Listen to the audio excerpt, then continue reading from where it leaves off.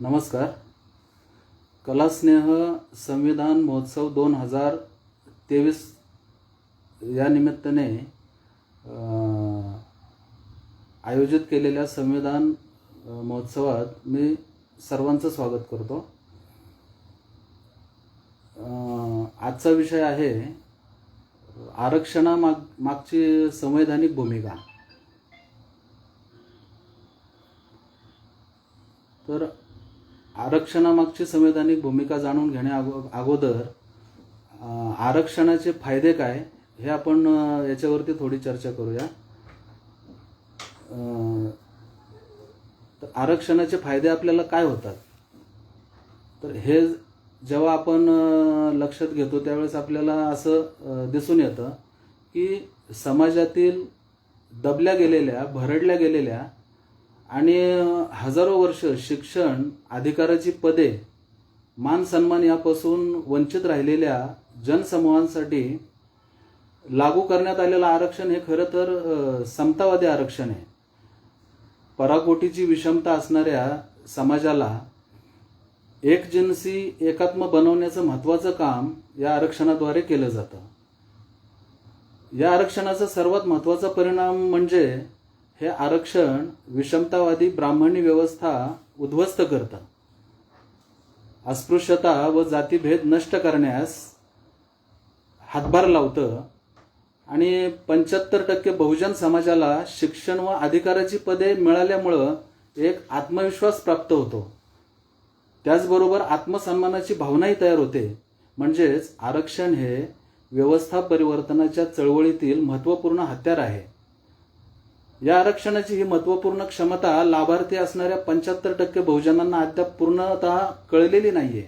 मात्र आरक्षणामुळे हजारो वर्षांच्या मक्तेदारीला ग्रहण लागणार हे ब्राह्मणवाद्यांना मात्र ताबडतोब कळतंय. इथे आपणास एक गोष्ट आवर्जून लक्षात घ्यावी लागेल, ती म्हणजे आरक्षणाचा लाभार्थी असणारा बहुजन समाज हा संख्येने सर्वात मोठा म्हणजे 75% आहे. मात्र हा समाज आपल्या हक्क अधिकारांबाबत व कर्तव्यांबाबत बिलकुल जागरूक नाही. त्यामुळेच आज भारतात 50% आरक्षण लागू आहे, तर प्रत्यक्षात 25%च भरले गेले. आरक्षणामुळे शिक्षण मिळतं, नोकऱ्या मिळतात, राजकारणात जाता येतं. म्हणजेच ज्ञानसत्ता, प्रशासकीय सत्ता, राजकीय सत्ता अशा विविध सत्तेत भागीदार होता येतं. इथे पहिला मुद्दा मात्र स्पष्ट करावा लागेल. आरक्षणामुळे शाळा महाविद्यालयात विविध मागास जाती जमातींचे विद्यार्थी एकत्र शिकू लागतात. त्यामुळे अगदी सहजरित्या परंपरेने मनात रुजलेली उच्च नीचतेची उतरंड मोडून पडू लागते. पुढे जेव्हा अस्पृश्य किंवा इतर मागास जातींची मुले उच्च शिक्षित होतात तेव्हा आपोआपच त्यांचे शिक्षण, त्यांना नोकरीच्या माध्यमातून मिळालेला दर्जा महत्त्वाचा ठरतो. त्यांची जात कोणती हा विषय गौण ठरतो. याचा अर्थ असा की ही एक सामाजिक अभिसरणाची, समतेची प्रक्रिया सुरू होते. आरक्षणामुळे जातीभेद मोडून पडतो आणि सामाजिक समता प्रस्थापित होते. तसेच आरक्षण हे सत्तेत भागीदार होण्याचे साधन आहे. भारतात आरक्षण म्हणजेच राखीव जागा या संकल्पनेचे संपूर्ण श्रेय निसंशय ब्राह्मणांना जाते. चातुर्वर्ण्याधारित तथाकथित हिंदू राष्ट्र निर्मितीचा संकल्प मांडणाऱ्या ब्राह्मण्यवादी विचारांचा उगम स्रोत हा ऋग्वेदाच्या पुरुष सूक्तात आहे. यामध्ये चातुर्वर्ण्य कसा निर्माण झाला त्याचा उल्लेख आलेला आहे. तो असा की त्याच्यामध्ये एक श्लोक आहे, ब्राह्मणोस्य मुखमासीद बाहू राजन्य कृतः उरु तदस्य यदवश्य पदभ्याम शूद्रो अजायत. या श्लोकाचा थोडक्यात अर्थ असा की एक अर्थ असाही सांगितला जातो की ब्रह्माच्या मुखातनं ब्राह्मणाचा जन्म झाला, ब्रह्माच्या छातीतनं वैश्याचा जन्म झाला, ब्रह्माच्या पायातनं शूद्राचा जन्म झाला. आणि त्याचं थोडंसं वेगळ्या अर्थाने असंही सांगितलं जातं की आपला समाज हा आपला परमेश्वर आहे. ब्राह्मण त्याचे मुख आहेत, क्षत्रिय त्याचे बाहू आहेत, वैश्य त्याच्या मांड्या आणि शूद्र त्याचे पाय आहेत. पुढे इसवी सन पूर्व 300च्या दरम्यान भृगु ऋषीने मनुस्मृती या ग्रंथात चारी वर्णांची कामं पुढील प्रमाणे सांगितलीत. त्याच्यामध्ये ब्राह्मणाचं काम अध्यापन, अध्ययन, यजन, याजन, दान देणं व घेणं म्हणजेच धर्मासंबंधी जी काही कार्य आहेत ती सर्व ब्राह्मणांनी करायची असे सांगितलेत. दुसरा वर्ण जो आहे क्षत्रिय, त्याचं कार्य प्रजेचं रक्षण करणं, दान देणं, यज्ञ, अध्ययन व बाकी इतर कोणत्याच विषयात आसक्त न होणं अशा प्रकारचं काम क्षत्रियांना सोपवलं गेलंय. तिसरा वर्ण जो आहे तो आहे वैश्य. या वैश्य वर्णातील लोकांना पशूंचे रक्षण करणं, दान देणं, यज्ञ, अध्ययन आणि व्यापारासंबंधीची कर्म सांगितली गेली. आणि त्याच्यामध्ये सावकारी तसंच शेती हे पण काम वैश्यांचं सांगितलं गेलंय. राहिला वर्ण शूद्र, तर या शूद्र वर्णातील लोकांना वरील 3 वर्गांची कोणताही मत्सर न बाळगता सेवा करण्याचं काम सोपवलं गेलंय. अशा प्रकारे ब्राह्मणांनी भारतात सर्वप्रथम राखीव जागांच्या धोरणांची निर्मिती केली. त्याच्यामध्ये त्यांनी अध्यापन, यज्ञ करणं व दान घेणं या 3 गोष्टी कायम स्वतःसाठी म्हणजे ब्राह्मणांसाठीच राखीव ठेवल्या 100%. क्षत्रियांना शस्त्र धारण करण्याचा हक्क दिला, म्हणजे लढाई करण्याचा आणि प्रजेचं रक्षण करण्याचा हक्क 100% क्षत्रियांना दिला. आणि वैश्यांना व्यापार व शेती हे क्षेत्र 100% राखीव ठेवलंय. शूद्रांना मात्र सर्व हक्क व अधिकारांपासून वंचित ठेवून कोणत्याही मोबदल्याशिवाय वरच्या 3 वर्णांची सेवा करण्याचं काम दिलंय. शूद्रांनी सेवा करण्याचं नाकारलं तर त्यांना पाप लागेल व ते नरकात जातील अशी भीतीही घालून ठेवली. ही व्यवस्था मनुस्मृती लागू झाल्यापासून पेशवाईच्या आस्थापर्यंत म्हणजे 1818 पर्यंत फारसा बदल न होता बिनबोभाट चालली होती. ब्राह्मणांच्या वरील आरक्षण धोरणाचे परिणाम संपूर्ण भारतवर्षाला घातक ठरतील असे झाले. ब्राह्मण वर्गाच्या पिढ्यानपिढ्यांची प्रत्यक्ष कष्ट न करता ऐशारामात जगण्याची सोय झाली आणि भारतातील पहिले नोकरदार हे भटपुरोहित व शिक्षक आहेत अशा पद्धतीचं आपल्याला आकलन लक्षात येतं. अशा प्रकारे धर्मकार्य व अध्यापन ही दोन्ही क्षेत्रे ब्राह्मणांसाठी 100% राखीव ठेवण्यात आली. कोणाला शिकवायचं कोणाला शिकवायचं नाही हे त्यांनीच ठरवलं. यामुळे हजारो वर्ष भारतातील बहुजनांना ज्ञानाचे दरवाजे बंद झाले. त्याची परिणती महात्मा फुले म्हणतात तसे बहुजनांच्या गुलामीत झाली. विद्येविना मती गेली, मतीविना नीती गेली, नीतीविना गती गेली, गतीविना वित्त गेले, वित्ताविना शूद्र खचले, इतके अनर्थ एका अविद्येने केले. आणि शिक्षणाबरोबरच पूजा करणं, पूजा घालणं हे अधिकाराचं आणि सन्मानाचे घटक ठरवण्यात आले. त्यामुळे हा अधिकार नसलेले आपोआपच खालचे म्हणजे कनिष्ठ दर्जाचे ठरवले गेले. म्हणूनच भारतात अस्पृश्यांना मंदिर प्रवेश नाकारला गेला. वरील वर्णव्यवस्थेचे नियम तोडणाऱ्यांना प्रचंड शिक्षा भोगाव्या लागल्या. जसे की रामायणात शंभूक नावाच्या शूद्राचा म्हणजेच आजच्या भाषेत मराठा किंवा ओबीसीचा ब्राह्मणाच्या सांगण्यावरून तो ज्ञान साधना करतो या घोर अपराधाबद्दल रामाकडून शिरच्छेद करवण्यात आला. तर भारतात एकलव्य या भिल्ल तरुणाने द्रोणाचार्याच्या परवानगीशिवाय धनुर्विद्या शिकली तर त्याला गुरुदक्षिणा म्हणून अंगठा कापून देण्याची शिक्षा फरमावण्यात आली. या वर्णव्यवस्थेनुसार क्षत्रिय व वैश्य हे दुय्यम ठरले गेले. सर्वात महत्त्वाचे म्हणजे शूद्रांना म्हणजेच आजच्या भाषेत मराठा ओबीसीसह सर्व स्त्रियांना शिक्षणाची तसेच शूद्रांना म्हणजे आजच्या भाषेत मराठा ओबीसीसह सर्वांना शस्त्र धारण करण्याची, व्यापार उद्योग करण्याची, संपत्ती धारण करण्याची बंदी घालण्यात आली. हे झाले 4 वर्णाचे. परंतु या 4 वर्णात समावेश नसलेला 5वा वर्ण म्हणजे अतिशूद्र पंचम अवर्ण किंवा अंत्यज म्हणजेच आजच्या भाषेतील SC ST या वर्गातील सर्व लोक हे संपूर्ण गावाचे गुलाम बनवून यांचे माणूस म्हणून अस्तित्वच नाकारण्यात आलं. तसेच या वर्गातील लोकांना जनावरांपेक्षाही हीन दर्जाची वागणूक देऊन जेथे जनावरे धुतली जातात किंवा जेथे मुकी जनावरे जाऊन पाणी पितात त्या पाणवठ्यावरचे पाणी पिण्यास व त्या पाण्याला स्पर्श करण्यासही बंदी घालण्यात आली.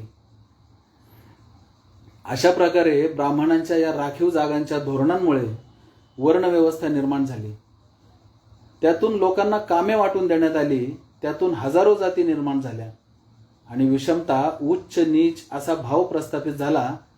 या सर्वाचा परिणाम असा झाला की भारत कधीच एकसंध एकात्म राष्ट्र म्हणून उभा राहिला नाही. शूद्रांना सर्व राजकीय अधिकार नाकारले गेले.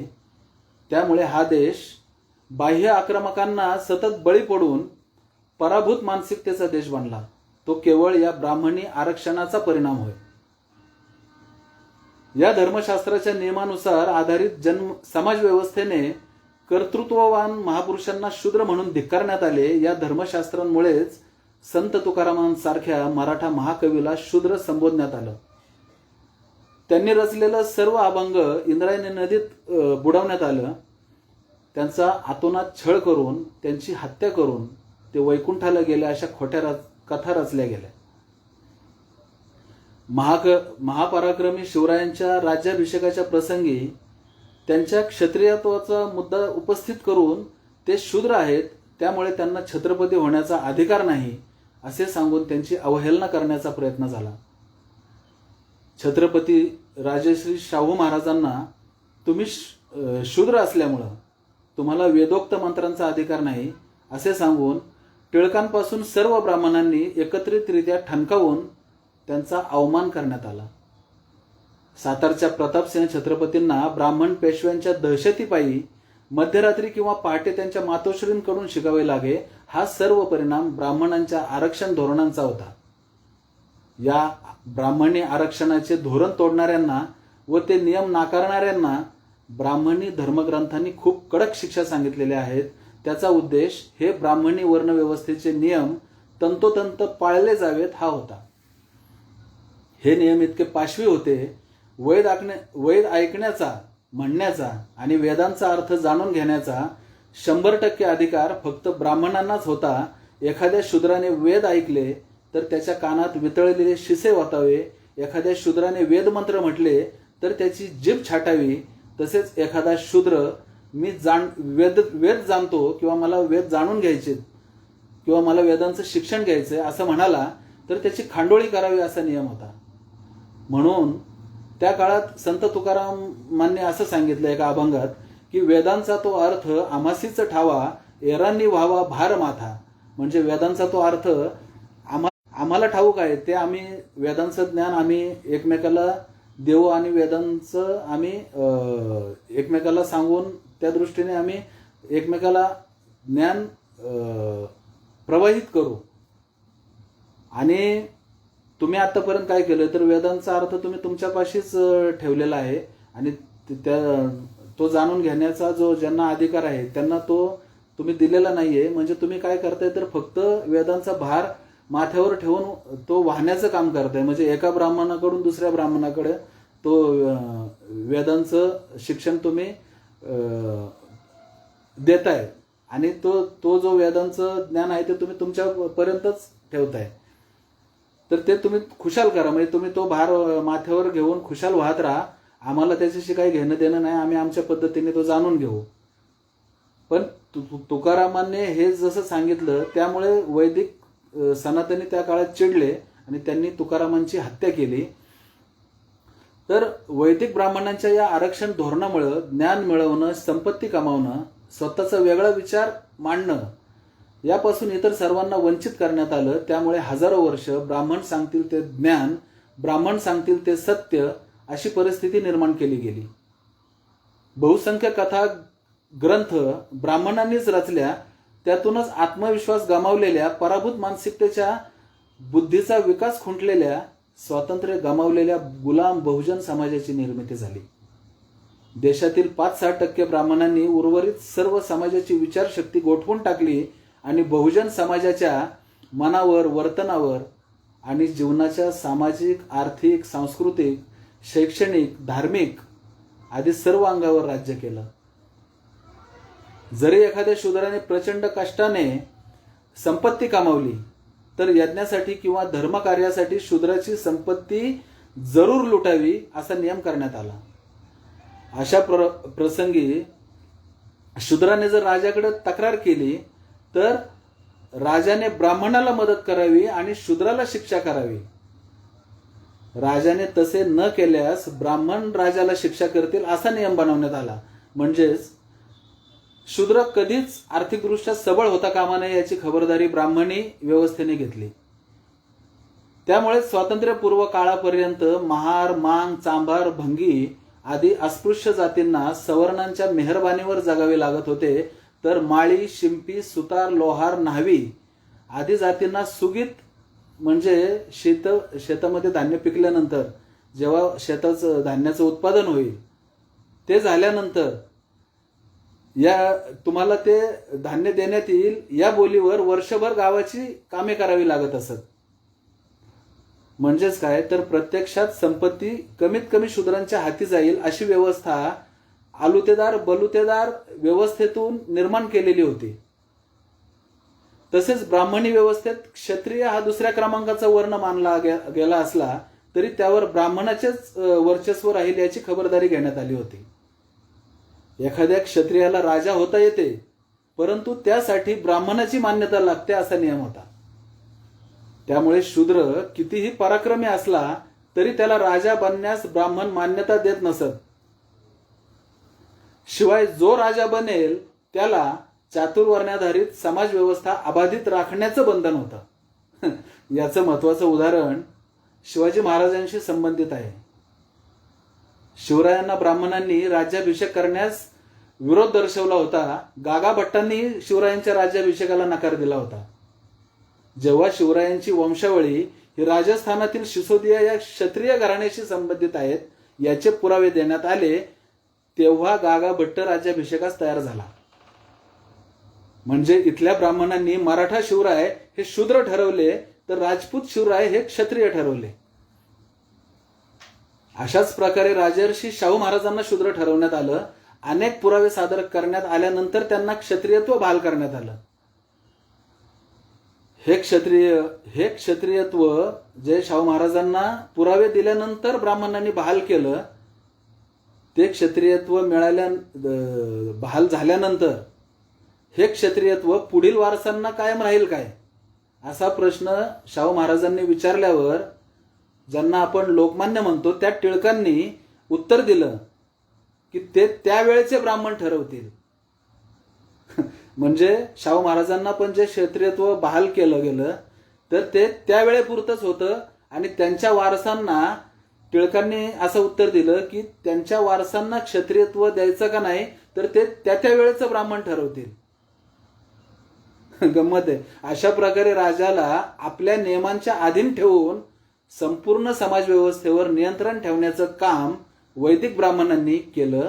या ब्राह्मणी व्यवस्थेचा परिणाम इतका महाभयंकर होता की या सर्व विषमतावादी नियमांमुळे समाजात प्रचंड आर्थिक सामाजिक विषमता निर्माण होऊन शूद्रातिशूद्र दलित मागासांना अनेक वर्ष लाचारीचं व अपमानाचं जीवन जगावं लागलं व त्यांचा मान सन्मान स्वाभिमान रसातळाला जाऊन त्यांच्या मनात एकदम खालच्या दर्जाची गुलामीची व कमीपणाची भावना निर्माण झाली.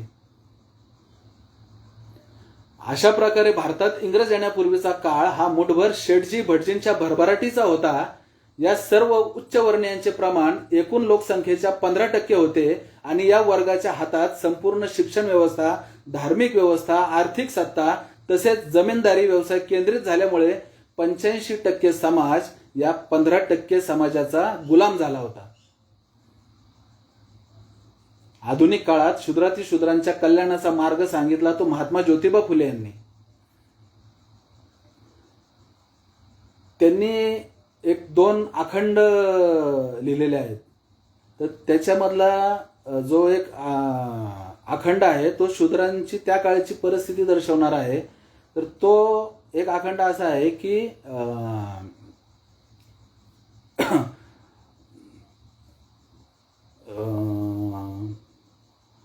बुद्धी अवयव दोघांचं सारखे तरी ब्राह्मण का सुखी झाला, विद्या पावताच शूद्र पावेल ते सुख घ्यावा माझा लेख ज्योती म्हणे. आणि दुसरा एक अखंड त्यांचा असा आहे, त्यात ते म्हणतात की त्यात ते म्हणतात की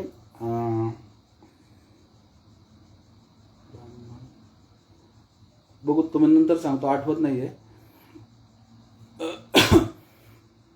महात्मा ज्योतिबा फुले यांनी अज्ञान हे दुःखाचं कारण आहे हे तथागत गौतम बुद्धांच्या तत्वज्ञानातील एक सर्वपरिचित वाक्य आहे. तेव्हा हे अज्ञान जर दूर करायचं असेल तर शिक्षणाशिवाय तरुणोपाय नाही हे ज्योतिबांनी ओळखले आणि त्यांनी तातडीने कोणत्याही परिणामांची पर्वा न करता त्या दिशेने वाटचाल सुरू केली. सज्ञान स्वाभिमानी पिढी घडवण्यासाठी त्यांनी प्रथम मुलींची पहिली शाळा 1 जानेवारी 1848 मध्ये पुण्यात भिडेवाड्यामध्ये सुरू करून शैक्षणिक क्रांतीचे बीजारोपण केले. आणि शूद्र मानल्या गेलेल्या स्त्रियांना शिक्षण म्हणजे या ब्राह्मणी व्यवस्थेला खूप मोठा तडाखा होता. स्त्रियांसाठी शाळा काढणं म्हणजे ब्राह्मणी व्यवस्थेला खूप मोठा तडाखा होता. त्यानंतर त्यांनी अस्पृश्यांसाठी शाळा काढल्या आणि त्या तर ज्योतिबांनी ज्यावेळेस अस्पृश्यांची शाळा काढली, हा तर वर्षानुवर्षांपासून बळकट झालेल्या ब्राह्मणी साम्राज्याला जबरदस्त हादरा होता. नंतरच्या काळात महात्मा फुलेंनी ज्यावेळेस 1882 साली हंटर कमिशन भारतात आलं, त्या पुढे साक्ष देताना ब्राह्मणेतर जातीतील उमेदवारांना प्रशासकीय नोकरीत स्थान देण्याची मागणी, तसेच ग्रामीण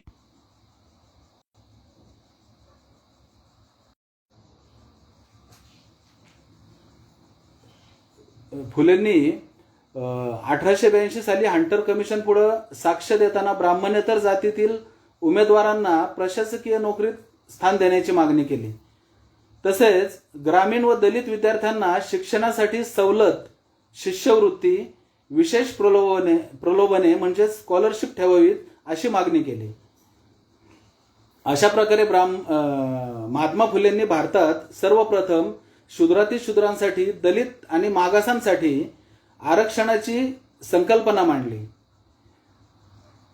महात्मा फुलेंनी निर्माण केलेल्या आरक्षणाच्या संकल्पनेची प्रत्यक्ष अंमलबजावणी करणारे पहिले महापुरुष हे राजर्षी शाहू महाराज छत्रपती हे होत. म्हणजे भारतातील शूद्रांसाठी, दलित मागासांसाठी आरक्षणाची संकल्पना म्हणजे आरक्षणाचं जनक जर आपण मानायचं ठरलं तर ते महात्मा फुलेंना मानलं गेलं पाहिजे. आणि महात्मा फुलेंनी निर्माण केलेल्या आरक्षणाच्या संकल्पनेची प्रत्यक्ष अंमलबजावणी करणारे पहिले महापुरुष हे राजर्षी शाहू महाराज छत्रपती हे होत. कोल्हापूर संस्थानचे लोकराजे राजर्षी शाहूंना आपल्या संस्थानातील मराठा, अस्पृश्य व मागास वर्गांच्या हलाखीच्या परिस्थितीची जाणीव झाली. कारण आजच्या सारखी त्यावेळेस परिस्थिती नव्हती. आज आपण जातीनिहाय जनगणना करा आपल्या सरकारला म्हणतो, लोकशाही असताना, आपलं सरकार असताना पण सरकार ते करत नाही. परंतु देश पारतंत्र्यात असताना इंग्रज सरकार त्या काळी दर 10 वर्षांनी जनगणना करत होतं. त्या काळी 1901च्या जनगणनेत असं आढळून आलं की कोल्हापूर संस्थानात प्रथम, द्वितीय व तृतीय श्रेणीच्या नोकऱ्यांमध्ये एकही मराठा किंवा इतर जातीचा माणूस नाहीये. तिथं केवळ ब्राह्मणांचीच खोगीर भरती झालेली आहे. त्याच्यामुळे संस्थानाच्या प्रशासकीय नोकऱ्यांमध्ये 90% हा ब्राह्मणांचाच भरणा झालेला होता. तर इतर जे काही ब्राह्मणेतर नोकर होते म्हणजे प्रशासकीय नोकर होते, प्रशासकीय ज्या नोकऱ्या होत्या त्या नोकऱ्यांमध्ये जे ब्राह्मण सोडून इतर जे ब्राह्मणेतर होते त्यांच्यामध्ये पारशी, प्रभू, शेणवी, मुस्लिम आणि इंग्रजांचा समावेश होता. त्यामुळे महाराजांनी कोणीही मागितलं नसताना आपल्या कोल्हापूर संस्थानामध्ये नोकऱ्यांमध्ये मराठ्यांसह म्हणजे ब्राह्मण सोडून मराठ्यांसह मागासवर्गीयांसाठी 50% आरक्षणाची घोषणा केली. आणि हा आदेश 26 जुलै 1902 साली काढण्यात आला. त्या काळची परिस्थिती अशी होती की 1901 साली मराठा जातीतील 2 विद्यार्थी मॅट्रिक परीक्षा उत्तीर्ण झाले होते. पण त्यांना साधी शिक्षकाची नोकरी मिळाली नव्हती. त्यातील एकाला अर्धवेळ ग्रंथपाल तर एकाला मुकादमाची नोकरी देण्यात आली होती. याचे कारण 95% नोकऱ्या बळकावून बसलेल्या ब्राह्मणांचे असं मत होतं की मराठा समाजातील लोकांना शिक्षकाचा दर्जा दिला तर शिक्षणाचा दर्जा ढासळेल. नोकऱ्यांमध्ये 50% आरक्षण ठेवण्याचा फायदा मराठ्यांसहित सर्व मागास दलितांना झाला. शाहू महाराजांच्या या आरक्षण धोरणालाही त्या काळात प्रचंड विरोध झाला. परंतु शाहू महाराजांनी माघार न घेता ठणकावून सांगितलं की जे लोक सामाजिक आर्थिक पातळीवर मागे राहिले आहेत त्यांना विशेष संधी उपलब्ध करून देणं हे राजाचं कर्तव्य आहे. यासाठी महाराजांनी आरक्षण धोरणाला विरोध करणाऱ्या अभ्यंकर नावाचा जो एक वकील होता ब्राह्मण त्यांच्या दरबारात, तर त्या वकिलाला एक प्रयोग करून दाखवला की तो प्रयोग असा होता की मैदानावर त्यांनी आपल्या नोकराला चणे पसरवायला लावले आणि नोकराला सांगून पागेतील सर्व घोडे एकदम सोडायला सांगितलं.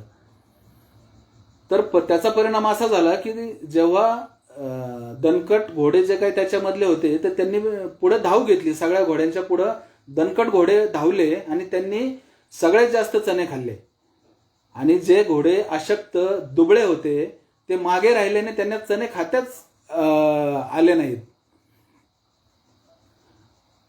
तेव्हा शाहू महाराजांनी त्या वकिलाला विचारले, आता मला सांगा की या दुबळ्या घोड्यांना जर चणे मिळायचे असतील तर काय करावे लागेल?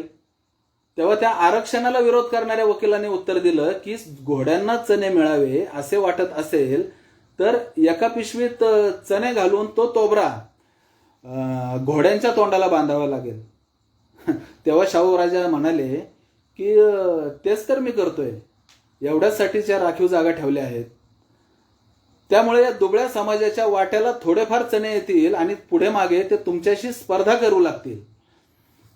या 50% राखीव जागांच्या विरोधात त्या काळी टिळकांचाही जळफळाट झाला.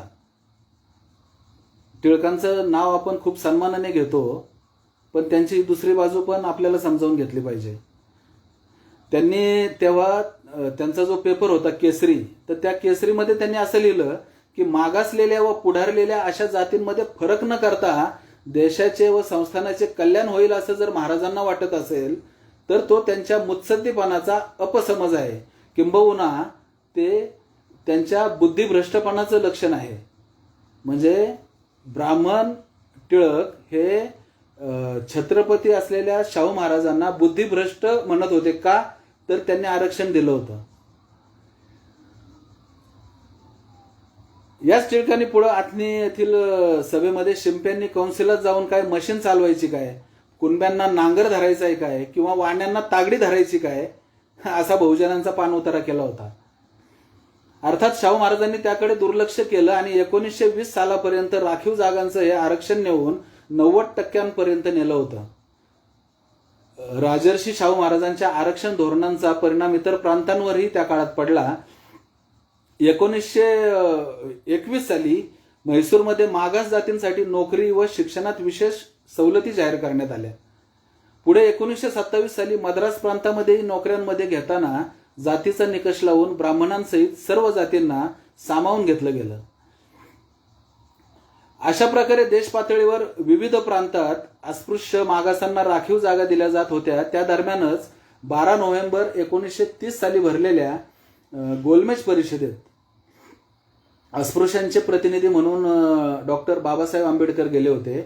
तर त्यांनी त्या काळी ब्रिटिश सरकारला गोलमेज परिषदेत असं खडसावलं की इंग्रजांच्या शासन काळात जेव्हापासून इंग्रज आमच्या देशावर राज्य करत आहेत तेव्हापासून आमच्या जीवन पद्धतीत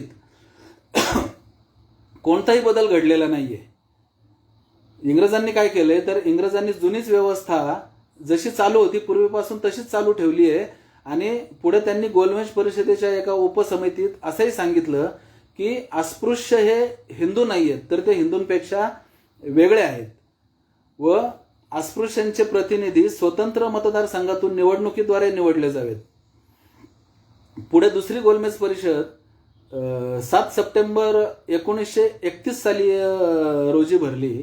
तेव्हाही डॉक्टर आंबेडकरांनी अस्पृश्यांसाठी स्वतंत्र मतदारसंघाची मागणी केली आणि त्यानुसार 14 ऑगस्ट 1932 रोजी ब्रिटिशांनी जातीय निवाडा जाहीर करून त्यानुसार अस्पृश्यांसाठी स्वतंत्र मतदारसंघाची निर्मिती केली. स्वतंत्र मतदारसंघाच्या मागणीचा हा डॉक्टर आंबेडकरांचा हेतू अस्पृश्यांचं खरेखुरे प्रतिनिधी संसदेत निवडून जावेत हा होता. त्याच्या मागे त्यांचा एक उदात्त हेतू होता. मात्र महात्मा गांधींनी हे जे स्वतंत्र मतदार संघ अस्पृश्यांना मिळाले होते त्याच्या विरोधात महात्मा गांधींनी या निर्णयाविरुद्ध आमरण उपोषण सुरू केलं. त्यांच्या निर्णयामागे पण तो एक नैतिकतेचा विषय होता आणि हिंदूंचं विभाजन होऊ नये, हिंदूंपासून अस्पृश्य तुटले जाऊ नयेत, आपण हिंदूंचं हृदय परिवर्तन करू आणि अस्पृश्यांना आपल्या समाजात सामावून घेऊ. अस्पृश्य हिंदू समाजापासून म्हणजे भारतीय समाजामध्ये हिंदू आणि अस्पृश्य असे तुकडे पडायला नकोत, वेगळं त्यांचं अस्तित्व निर्माण व्हायला नको, म्हणून त्यांनी ते आमरण उपोषण केलं होतं. परंतु या 21 दिवसाच्या उपोषणानंतर डॉक्टर आंबेडकरांना माघार घ्यावी लागली आणि स्वतंत्र मतदारसंघाऐवजी राखीव मतदारसंघाची निर्मिती झाली. या संबंधी जो करार झाला त्याला पुणे करार असं संबोधण्यात येतं. या करारामध्ये प्रांतिक कायदे मंडळात 777 ज्या जागा होत्या त्या काळात कायदे मंडळात संपूर्ण भारतात, तर त्याच्यापैकी 148 जागा अस्पृश्यांना देण्यात आल्या होत्या आणि जे स्वतंत्र मतदारसंघ जे मिळाले होते ते 72 किंवा कदाचित 75 असतील ते मिळाले होते. परंतु राखीव जागा त्याच्या दुप्पट म्हणजे 148 जागा अस्पृश्यांना देण्यात आल्या व याच्या आधी अस्पृश्यांना मतदानाचे अधिकार नव्हते. तर या पुणे कराराद्वारे अस्पृश्यांना मतदानाचे अधिकारही बहाल करण्यात आले आणि जो अस्पृश्य समाज होता त्याच्यातील लोकांना म्हणजे तो खिसगंतीतच नव्हता त्या काळाच्या सत्ताधाऱ्यांच्या, परंतु त्या अस्पृश्य समाजाला पुणे कराराद्वारे राखीव जागाच्या साहाय्याने निवडणुकीस उभे राहण्याचे अधिकार आणि नोकरीत योग्य जागा व शिक्षणासाठी निधी अशी काही कलम त्या पुणे करारामध्ये घालण्यात आली होती. अशा प्रकारे भारतात सर्वप्रथम राजकारणात अस्पृश्यांसाठी राखीव जागा अस्तित्वात आल्या, परंतु त्याचा अस्पृश्यांच्या उन्नतीसाठी फारसा उपयोग झाला नाही. याचं कारण या राखीव मतदारसंघातून निवडून येणारे प्रतिनिधी जे होते ते अस्पृश्यांचे खरे प्रतिनिधी नव्हते, तर ते सवर्णांच्या मेहरबानीवर त्यांचेच प्रतिनिधी म्हणून जे उभे केले होते ते होते. आणि त्या काळात अस्पृश्यांच्या प्रतिनिधीला सवर्णांनी कधी मोठ्या मनाने मतदानच केलं नाही, कारण राखीव मतदारसंघातून डॉक्टर बाबासाहेब आंबेडकर जे की दलितांचे सर्वात मोठे विद्वान पुढारी असूनही कधीच स्वबळावर निवडून आले नाहीत. जेव्हा बाबासाहेब आंबेडकर इंग्रजांच्या मंत्रिमंडळात कायदा मंत्री म्हणून नियुक्त झाले तेव्हा त्यांनी व्हाईसरायला एक मसुदा तयार करून पाठवला होता. त्यानुसार संपूर्ण देशात 1943 साली अनुसूचित जातींसाठी 8.5% जागा राखीव ठेवण्यात आल्या. पुढे त्यांचे प्रमाण 1946 मध्ये 12.5% इतके करण्यात आले. 1944 साली त्याच्यानंतर शिक्षण खात्यातर्फे अनुसूचित जातींच्या जे काही विद्यार्थी होते त्यांना शिष्यवृत्ती जाहीर करण्यात आली. बाबासाहेब आंबेडकर हे भारतातील संपूर्ण शोषित पीडित बहुजन समाजाचे नेते होते. या समाजाच्या शैक्षणिक, सामाजिक व आर्थिक उन्नतीसाठी त्यांनी आपलं आयुष्य खर्ची घातलं होतं. स्वातंत्र्य, समता, बंधुता या तथागत गौतम बुद्धांच्या विचारांचे ते समर्थकच होते आणि ही 3 मूल्य जी गौतम बुद्धांनी सांगितली होती ती समाजात प्रस्थापित व्हावीत, रुजावीत यासाठी त्यांनी अविरत प्रयत्न केले. भारतीयांमध्ये सामाजिक आर्थिक समता निर्माण व्हावी यासाठी त्यांनी राखीव जागांचे जोरदार समर्थन केले होते आणि 1920 पासून ते याचं जोरदार समर्थन करत होते. 1920 ते 1956 या काळात डॉक्टर आंबेडकरांनी आपल्या लेखनातून आणि भाषणातून हा विषय अनेक वेळा चर्चेत आणला होता. दिनांक 1 फेब्रुवारी 1929च्या बहिष्कृत भारतच्या अग्रलेखात डॉक्टर बाबासाहेबांनी असं लिहिलं होतं की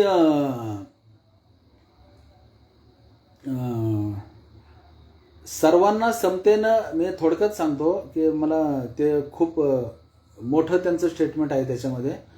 तर त्यांनी असं सांगितलं होतं, लिहिलं होतं त्यांच्या बहिष्कृत भारत या याच्या दैनिकात, साप्ताहिकात, की सर्वांना समतेने वागवून चालणे शक्य नाही. जेथे सर्व व्यक्ती समान आहेत तेथे काही व्यक्तींना असमानतेने वागविल्यास विषमता निर्माण होईल.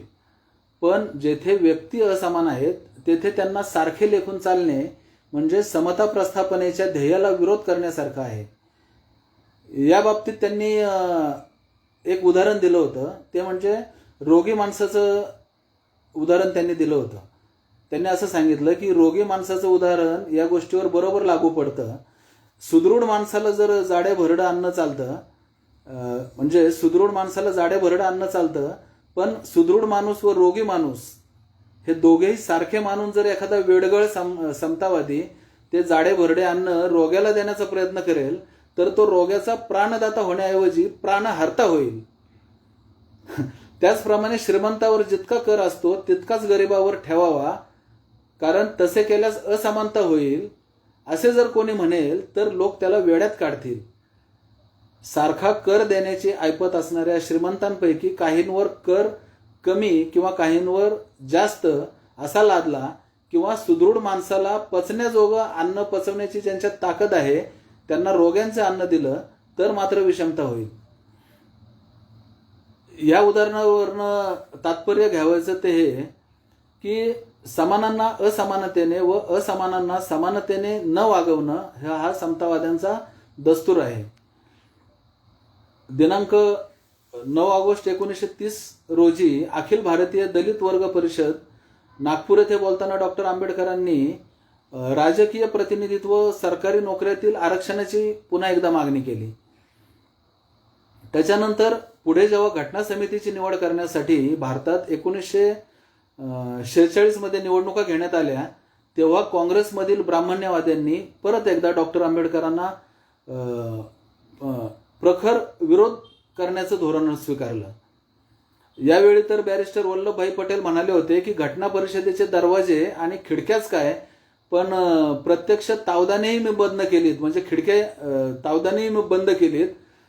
आता मी बघतो की डॉक्टर आंबेडकर कुठून आणि कसा प्रवेश करतात. काँग्रेसच्या या धोरणामुळे डॉक्टर आंबेडकरांना महाराष्ट्र सोडून बंगाल प्रांतातील खुलना या मतदारसंघातून निवडणूक लढवावी लागली. तिथं त्यांना बॅरिस्टर जोगेंद्रनाथ मंडल यांची मदत झाली आणि त्यांच्या पाठिंब्यावर डॉक्टर आंबेडकर तिथून निवडून आले आणि त्यानंतर त्यांचा घटना समितीमध्ये प्रवेश झाला. घटना समितीत प्रवेश झाल्यानंतर पहिल्या भाषणामध्ये जे उत्स्फूर्त आंबेडकरांनी बाबासाहेबांनी जे भाषण केलं त्या भाषणाने त्यांनी सर्व सदस्यांचं मन जिंकून घेतलं. त्यामुळं त्यांच्यावर मसुदा समितीच्या अध्यक्षपदाची जबाबदारी देण्यात आली. त्याच्यानंतर फाळणी झाल्यानंतर तो मतदारसंघ पाकिस्तानमध्ये गेला आणि त्याच्यानंतर बाबासाहेबांनी राजीनामा दिला. परंतु नंतरच्या काळामध्ये परत एकदा डॉक्टर बाबासाहेब आंबेडकरांना सन्मानाने बिनविरोध निवडून आणून घटना समितीमध्ये त्यांचा समावेश करण्यात आला आणि ही जबाबदारी देण्यामध्ये महात्मा गांधींचा मोठा हात होता. कारण त्यांना माहीत होतं की सध्याच्या काळामध्ये घटना समितीमध्ये किंवा त्या काळातले जे काही बॅरिस्टर होते किंवा इतर जे काही लोक होते तर त्यांच्यामध्ये थोडा तरी मनुस्मृतीचा अंश शिल्लक होता आणि बाबासाहेबांनी मनुस्मृतीचं दहन केलं होतं आणि बाबासाहेबांनी आयुष्यभर अस्पृश्यतेचे ब्राह्मण्यवादी चटके सोसले होते आणि इतर नेत्यांना त्याची झळ पोचलेली नव्हती. त्यामुळे राज्यघटनेला बाबासाहेब योग्य तो न्याय देतील हे महात्मा गांधींनी ताडल्यामुळे त्यांनी बाबासाहेबांना बिनविरोध घटना समितीत निवडून आणलं आणि त्यांची घटना समितीच्या मसुदा समितीवर त्यांची नेमणूक केली होती. पुढे राज्यघटनेत डॉक्टर आंबेडकरांनी अनुसूचित जाती व ती जमाती तसेच इतर मागासवर्गीयांच्या आरक्षणाची तरतूद केली. भारतीय राज्यघटनेद्वारे 3 प्रकारचं आरक्षण देण्यात आलं आहे. एक राजकीय आरक्षण, शैक्षणिक आरक्षण आणि नोकरीविषयक आरक्षण. भारतीय राज्यघटनेत कलम 334 नुसार राजकीय आरक्षण हे 10 वर्षासाठी असावं असं ठरवण्यात आलं. बरेच लोक म्हणतात की आरक्षण हटवलं पाहिजे कारण बाबासाहेबांनी आरक्षण दिलं होतं, 10 वर्षासाठीच दिलं होतं, आता त्याची काय गरज आहे किंवा ते आता हटवलं पाहिजे. परंतु इथं मी नमूद करतो की ते आपल्याला जाणून घेणं आवश्यक आहे की बाबासाहेबांनी 10 वर्षांनी आरक्षण हटवलं पाहिजे ते सांगितलं होतं, घटना समितीत तसं नमूद आहे. परंतु ते आरक्षण हे राजकीय आरक्षण होतं. परंतु गंमत अशी आहे की कोणीही मागणी न करता दर 10 वर्षांनी राजकीय आरक्षण हे वाढवलं जातं. त्याचं कारण प्रस्थापित राजकीय पक्षांनी पाळलेले जे अनुसूचित जाती जमाती व दलित मागासांचे प्रतिनिधी जेव्हा संसदेत जातात तेव्हा ते आपल्या बोलवित्या धन्याच्या होला हो म्हणण्यासाठीच फक्त केवळ तोंड उघडतात. आता असं सांगितल्यावर आपल्याला काही चेहरे समोर येत असतील, पण ते जाऊ देतो, आपला विषय नाहीये चर्चेचा. तर आपल्या समाजाच्या विकासाचे प्रश्न ते कधीच सभागृहात मांडत नाहीत. बोलायला थोडं वाईट वाटतं, पण ज्याप्रमाणे पाळीव कुत्री आपल्या मालकाने टाकलेली हाडं चघळून आपली खुशी, इमानदारी, लाचारी व्यक्त करतात, त्याप्रमाणे आपल्याला मिळालेल्या पदांना आनंदाने चघळत राहतात व आपल्या सामाजिक नैतिकतेला हरताळ फासतात. अशा प्रकारची परिस्थिती आज आपल्याला दिसून येते.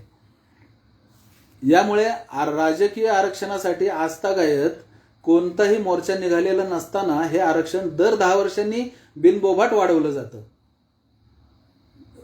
सांगायला आनंद वाटतो किंवा तुम्हाला जर ऐकलं तर आश्चर्य वाटेल की ज्या डॉक्टर बाबासाहेबांनी राजकीय आरक्षण दिलं होतं त्याच डॉक्टर बाबासाहेब आंबेडकरांनी 1956 मध्ये हे आरक्षण बंद करा म्हणून आंदोलन करण्याचा आदेश दिला होता. तर त्यांनी तो आदेश दिल्यानंतर देशभरामध्ये आंदोलनं करण्यात आली.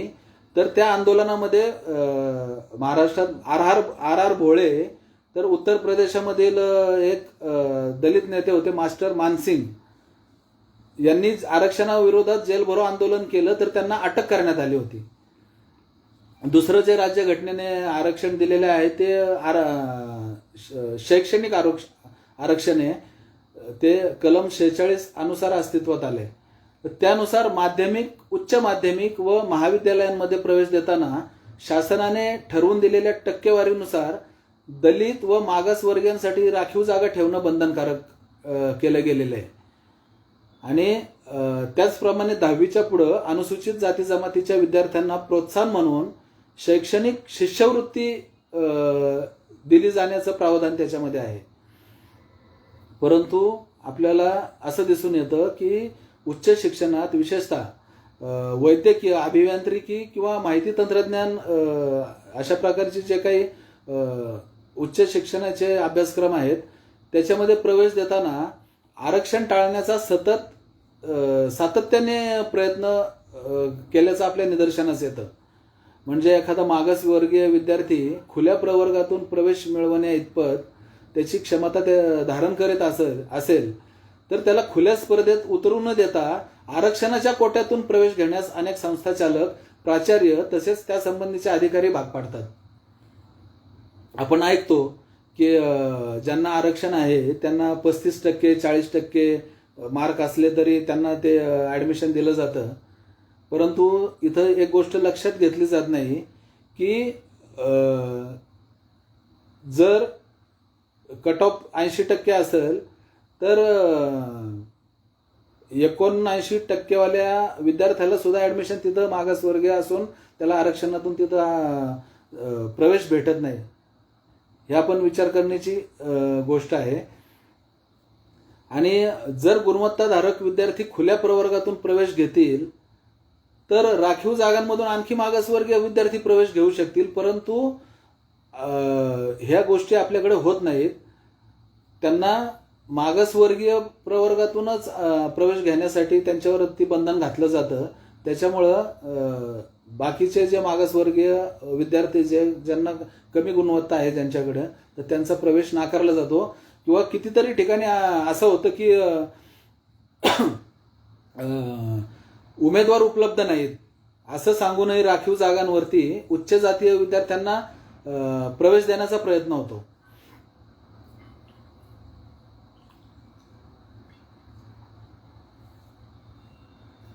आणि अशा प्रकारे बहुजन समाजाची ज्ञानसत्तेतील भागीदारी रोखण्याचा प्रयत्न एक प्रकारे केला जातो. परंतु शिक्षणाच्या प्रवेशासाठी असणाऱ्या राखीव जागांना आरक्षणासंबंधी कोणतीच कालमर्यादा नाहीये, कारण हे आरक्षण मूलभूत हक्क आणि अधिकारांमध्ये येतं. तिसरं जे आरक्षण आहे ते भारतीय राज्यघटनेच्या कलम 335 नुसार नोकरी विषयक आहे. तर त्यामध्ये अनुसूचित जाती जमातीतील व्यक्तींचे नोकरी विषयक हक्क प्रशासनाची कार्यक्षमता राखण्यासाठी सुसंगत असेल अशा रीतीने विचारात घेतले जातील असं सांगितलं गेलेलं आहे. आणि शिक्षण व नोकरी या आरक्षणांचा समावेश मूलभूत हक्कांमध्ये केला गेला असल्याने या आरक्षणाला कोणतीही कालमर्यादा घातली गेलेली नाहीये. कारण मूलभूत अधिकार हा जोपर्यंत आपल्या देशाचं स्वातंत्र्य अबाधित आहे तोपर्यंत कायमस्वरूपी लागू असतो. तर या आरक्षणाला वेळोवेळी विरोध का केला जातो याचा आपण विचार केला तर असं लक्षात येतं की ज्यांना हिंदू राष्ट्राचे गाजर दाखवून कपटनीतीने विषमतावादी, ब्राह्मण्यवादी आणि मनुस्मृतीवर आधारित जुलमी राज्यव्यवस्था आणायची आहे, त्यांना डॉक्टर बाबासाहेब आंबेडकर यासारख्या दलित जातीतील महान कायदेपंडित विद्वानाने तयार केलेली ही समतावादी, समाजवादी, विज्ञानवादी, लोकशाहीवादी राज्यघटना मान्य नाहीये. कारण हजारो वर्षांपासून ठराविक लोकांच्या हातात असलेली राज्यव्यवस्थेची सर्व सूत्रे या संविधानाने काढून घेऊन ती तळागाळातील भारतीयांच्या हातात दिलेली आहेत. म्हणून यांचा तिळपापड होत असतो आणि ही राज्यव्यवस्था उलथून टाकण्यासाठी किंवा त्यांचे सतत प्रयत्न चालू असतात. आजची परिस्थिती जर आपण पाहिली तर ते आपण विचार केला तर आपल्या सहज ते लक्षात आल्याशिवाय राहत नाही. आणि दुसरी गोष्ट अशी की त्यांनी एक हिंदू मुस्लिम अशा प्रकारचा एक भेदभाव, द्वेष हिंदूंमध्ये मुस्लिमांविरोधात तयार केलेला आहे आणि इतर धर्मांच्या बाबतीत सुद्धा ते पुढच्या काळात घडण्याची शक्यता आहे. परंतु आताचा काळ जर पाहिला तर मुस्लिम द्वेष हा प्रचंड प्रमाणात फोफावलेला आहे. तर हा मुस्लिम द्वेष जो आहे किंवा ही मुस्लिम द्वेषाची जी मात्रा आहे तर ही फक्त मतपेटीच्या राजकारणासाठी आहे हे आपण लक्षात घेण्याची गरज आहे. आणि या मतपेटीच्या राजकारणासाठी ही मुस्लिम द्वेषाची मात्रा वापरून ज्यावेळेस सत्ता ताब्यात येईल तर त्या आधारे दोन्ही सदनात बहुमत मिळालं की हिंदू राष्ट्राच्या स्वप्नाकडे जाता येईल. आता हिंदू राष्ट्र म्हणजे काय तर ते तर आपण पाहिलेलंच आहे. आणि या हिंदू राष्ट्राच्या स्वप्नाकडे गेल्यानंतर हिंदू राष्ट्राच्या नावाने उन्मादी झालेला जो काही हिंदू समाज आहे आणि त्यांना फसवून किंवा हिंदू राष्ट्र आल्यानंतर हिंदूचं राज्य येणार किंवा समान नागरी कायदा येणार असं काही सांगून गंडवलं जातं. तर याच्यामध्ये एक समान नागरी कायद्याचा एक विषय थोडक्यात सांगतो कारण वेळ खूप झालाय आणि आपला तो विषय नाहीये. परंतु असं सांगितलं जातं की आरक्षण आता इतके वर्ष झाली तर आरक्षण आता बंद करा, आरक्षणाची आता काही गरज नाही तर संपूर्ण सगळं आरक्षण काढून टाका आणि समान नागरी कायदा करा. तर समान नागरी कायदा काय आहे हे आपण जर समजून घेतलं तर तो समान नागरी कायदा हा फक्त हिंदू धर्मातील महिला ज्या काही आहेत तर तो कायदा फक्त महिलांच्या आणि लग्न, विवाह, घटस्फोट, पोटगी, दत्तक विधान, वारसा हक्क, वाटणी किंवा जो काही संपत्तीचा वडिलांच्या किंवा नवऱ्याच्या संपत्तीमध्ये जो काही हिस्सा आहे तर तो जो काही हिंदू धर्मातील महिलांना त्या एक हक्क प्राप्त झालेला आहे किंवा अधिकार प्राप्त झालेला आहे या सगळ्या गोष्टींमध्ये.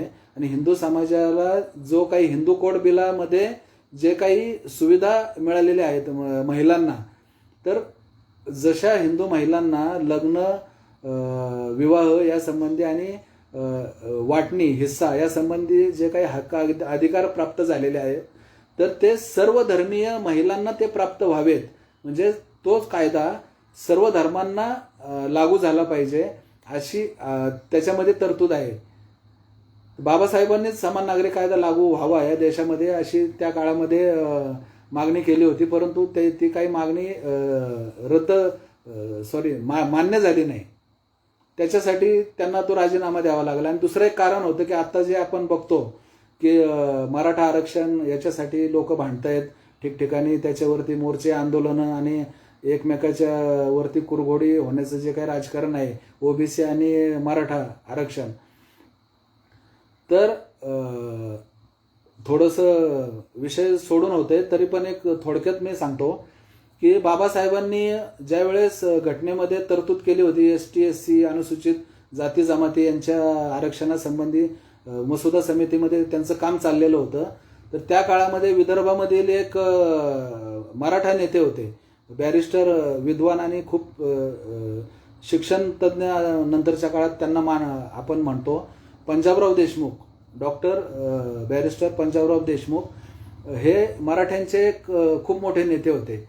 तर त्यांनी सांगितलं की अनुसूचित जाती जमातींसाठी तुम्ही आरक्षणाची मागणी केलेली आहे, शिवाय तरतूद त्याच्यामध्ये तुम्ही त्यांच्यासाठी केलेली आहे, तर आमच्या समाजाचं म्हणजे इतर मागासवर्गीयांचं काय. तर बाबासाहेबांनी सांगितलं की 340 व कलम हे त्याच्यासाठी गठीत करण्यात आलेलं आहे आणि मी सरकारला, राष्ट्रपतींना अशी विनंती करत आहे की 340 कलमाद्वारे एक आयोग, अभ्यास गट नेमण्यात यावा, एक समिती नेमली जावी आणि भारतामध्ये किती ओबीसी जाती आहेत त्यांचा अभ्यास करून, त्यांची माहिती घेऊन, त्यांच्या नोंदी करून त्यांना आरक्षण देण्यात यावं. परंतु त्या काळामध्ये एवढं संविधान घटना तयार होत असताना थोड्या वेळात एवढं सगळं करणं त्या काळात शक्य नव्हतं. परंतु बाबासाहेबांना अनुसूचित जाती जमातींमध्ये किती जातींचा त्यांचा प्रचंड अभ्यास होता, कारण त्यांनी त्या काळामध्ये खूप त्याचा अभ्यास केलेला होता आणि त्यांचा अभ्यासाचा तो विषयच तो होता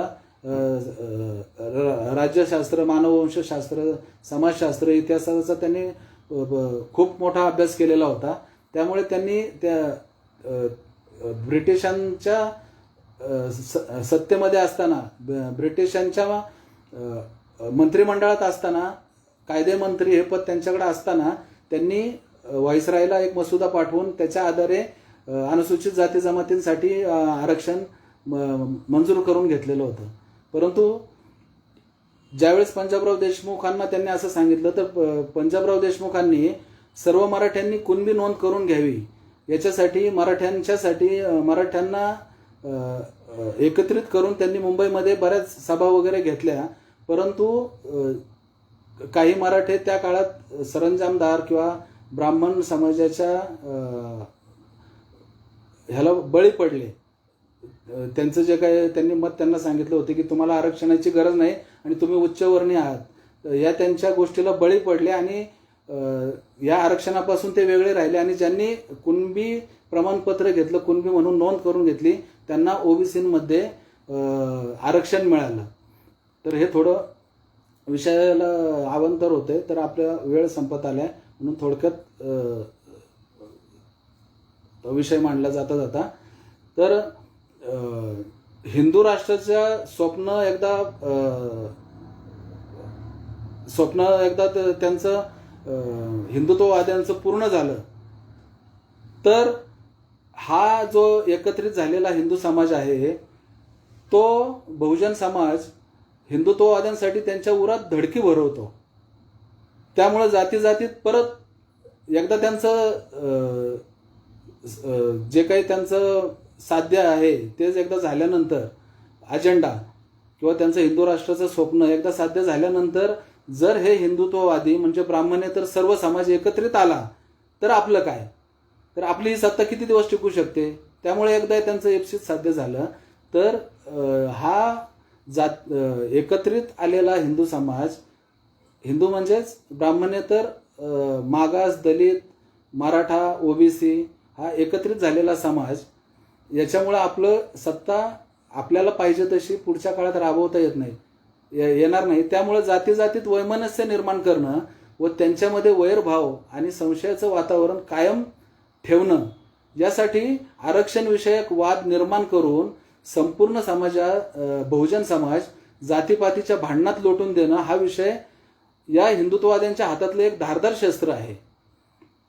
त्यामुळं या जातीयवादी ब्रह्मास्त्रामुळं आपल्याला इजा होऊ नये, तसेच एकसंध भारतीय समाजाची शकले होऊ नयेत, तुकडे पडू नयेत असं आपल्याला वाटत असेल तर यासाठी आम्ही भारताचे लोक या संवैधानिक तत्वावर एकत्र येणं गरजेचं आहे. एवढं सांगून मी माझं विवेचन संपवतो आणि जाता जाता हा संविधान भारतीय संविधान दिनाला 75 वर्ष पूर्ण होत आहेत. त्यानिमित्ताने 4 ओळी बोलतो आणि मी माझं हे विवेचन संपवतो. भारतीय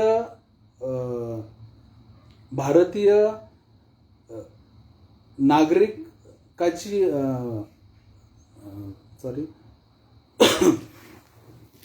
भारतीय होण्याची पहिली पायरी म्हणजे समजून घेणं भारताचं संविधान. भारतीय नागरिकाच्या जगण्याचा श्वास म्हणजे भारतीय संविधान. आपल्याला स्वातंत्र्य, समता, बंधुता बहाल करतं संविधान. सर्वांना समान हक्क व अधिकार आणि मूलभूत तत्व हे बहाल करतं आपल्याला भारताचं संविधान. त्यामुळं भारतीय संविधानाचा आपण आदर राखून भारतीय संविधानाने जी तत्व आपल्याला सांगितले आहेत त्याचं पालन करणं हे भारतीय नागरिक म्हणून आपलं एक कर्तव्य आहे. आणि भारतीयत्व या तत्वाने आपण जर वागलं म्हणजे आपण भारत देशामध्ये राहतो तर सर्व नागरिक आपण भारतीय आहोत, म्हणजे भारतीय हाच आपला धर्म आपण मानला पाहिजे. जसं मुस्लिमांचा पवित्र धर्मग्रंथ हा कुराण आहे आणि ख्रिश्चनांचा पवित्र धर्मग्रंथ हा बायबल आहे, तसेच शीखांचा गुरुग्रंथ साहेब, बौद्धांचा त्रिपिटक किंवा जसे वेगवेगळ्या धर्मांचे वेगवेगळे पवित्र धर्मग्रंथ आहेत. तर भारतीय नागरिकांचा एक धर्म म्हणून आपण आपला भारतीय धर्म आपण जर मान्य केला तर या भारतीय धर्माचं पवित्र पुस्तक, पवित्र धर्मग्रंथ म्हणून आपण भारतीय संविधान मानलं पाहिजे. एवढं बोलून या भारतीय संविधान दिनाच्या 75व्या दिनानिमित्त मी सर्व ऐकणाऱ्या प्रेक्षकांना धन्यवाद देतो. आपण माझं बोलणं ऐकून घेतलं. एवढं बोलून मी माझं विवेचन संपवतो. जय जिजाऊ, जय शिवराय, जय ज्योती, जय शाहू, जय भीम, जय भारत, जय संविधान.